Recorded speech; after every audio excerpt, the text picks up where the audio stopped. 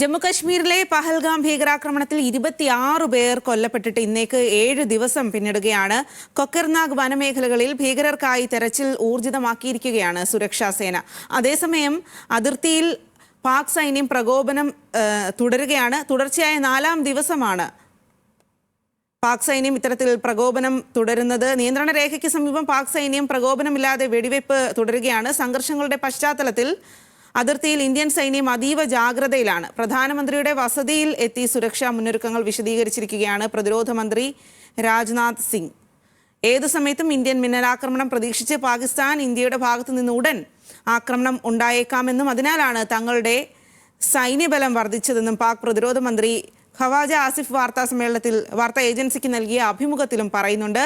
ആക്രമണോത്സുകമായ നിലപാട് സ്വീകരിക്കരുതെന്നും സമാധാനം പുനഃസ്ഥാപിക്കുന്നതിന് ലഭ്യമായ എല്ലാ നയതന്ത്ര വഴികളും ഉപയോഗിക്കണമെന്നും മുൻ പ്രധാനമന്ത്രി നവാസ് ഷെരീഫും പറഞ്ഞു.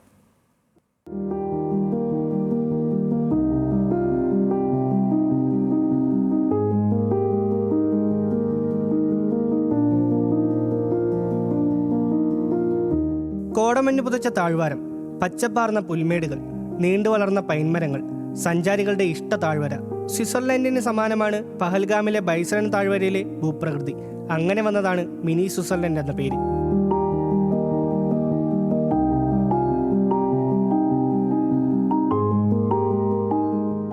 ആയിരക്കണക്കിന് വിനോദസഞ്ചാരികൾ എത്തിയിരുന്ന ടൂറിസം കേന്ദ്രം, നിരനിരയായി തെരുവ് കച്ചവടക്കാർ, ടൂറിസ്റ്റുകളെ ബൈസൺ വാലിയിൽ എത്തിക്കുന്ന കുതിരക്കാർ, ടൂറിസ്റ്റുകളുമായി ചീറിപ്പായുന്ന ടാക്സിക്കാർ.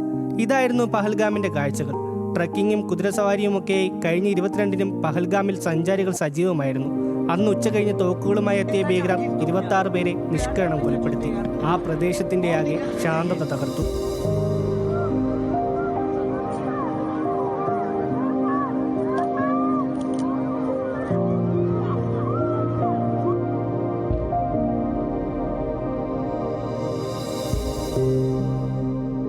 പ്രതിദിനം ആയിരക്കണക്കിന് വിനോദസഞ്ചാരികൾ എത്തിയിരുന്ന പ്രദേശത്ത് ഇപ്പോൾ നൂറുകണക്കിന് ആളുകൾ മാത്രമാണ് എത്തുന്നത്. ഇവിടുത്തെ ജനങ്ങൾ പ്രധാനമായും ടൂറിസം വരുമാനം കൊണ്ട് മാത്രം ജീവിക്കുന്നവരാണ്. അവരുടെ ജീവനോപാധിക്ക് നേരെ കൂടിയാണ് ഭീകരർ കാഞ്ചി വലിച്ചത്. കഴിഞ്ഞ 20 വർഷമായി കുടുംബത്തോടൊപ്പം തെരുവ് കച്ചവടം നടത്തുന്ന മുഹമ്മദും 1984 മുതൽ കുതിരസവാരി നടത്തുന്ന പൂണിയും പറയുന്നത് ഇവിടുത്തെ സാധാരണക്കാർക്ക് മേൽ ഭീകരാക്രമണം തീർത്ത ദുരിതം എത്രത്തോളം എന്നതാണ്. बच्चे भूखे मर रहे हमारे, आप खोल दो जल्दी जल्दी से न। जो बाहर के थे ना, हमारे बच्चे मांगते थे, उनसे हमारा काम होता था। सर कुछ नहीं, पहले हमारा 5-10 हज़ार रुपया सेल हो जाता था, आज मेरा 500 रुपया सेल नहीं हुआ सर। बहुत हमारा बिजनेस सर डल हो गया। मुझे 7 बच्चे, उनके खाने पीने के लिए भी नहीं होता है सर। कल मुझे घर से फ़ोन कर रहे थे कि उनकी किताबें खरीदनी है, कापियाँ लेनी है, स्कूल में एडमिशन कराना है। साथ तो मेरे पास पैसा नहीं कि मैं घर पैसा भेजूं सर उनके लिए। बड़ा मुसीबत में फंस गए सर. രാജ്യത്തെയാകെ നടുക്കിയ ഭീകരാക്രമണം നടന്ന് ദിവസങ്ങൾ മാത്രം പിന്നിടുമ്പോൾ പഹൽഗാം അതിന്റെ പ്രതാപം തിരിച്ചുപിടിക്കാനുള്ള ശ്രമത്തിലാണ്. പ്രദേശം വീണ്ടും ആഭ്യന്തര വിദേശ വിനോദസഞ്ചാരികളെ സ്വാഗതം ചെയ്തു തുടങ്ങിയിട്ടുണ്ട്. താഴ്വര ക്രമേണ സാധാരണ നിലയിലേക്ക് മടങ്ങുകയാണ്.